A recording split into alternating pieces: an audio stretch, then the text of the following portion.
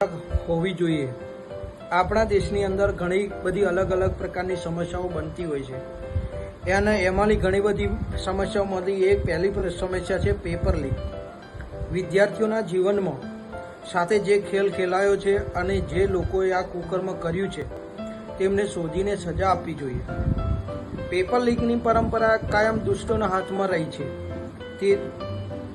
તેથી તેની શરૂઆત કરી હતી મહાભારતમાં શકુનીએ।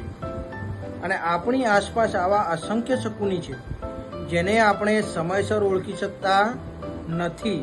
કૌરવો અને પાંડવોની વચ્ચે જુગાર તો રમાયો, પરંતુ શરત હતી કે પાસા શકુની ફેંકશે। શકુનીએ પાસા એવા તૈયાર કર્યા હતા કે જાણે તેને પરિણામ અને પ્રશ્નની ખબર છે। પાંડવો જુગારમાં હારી ગયા, કેમ કે પેપર કૌરવો માટે શકુનીએ પહેલાથી જ લીક કરી દીધું હતું। શકુનીએ કોઈનાથી ડરતો ન હતો, પરંતુ દુર્યોધનને કહેતો હતો કે આ દુનિયામાં હું એક જ વ્યક્તિથી ડરું છું અને તે કૃષ્ણ છે, એટલે આપણે કૃષ્ણ જેવી કડક વ્યવસ્થા લાગુ કરવી જોઈએ।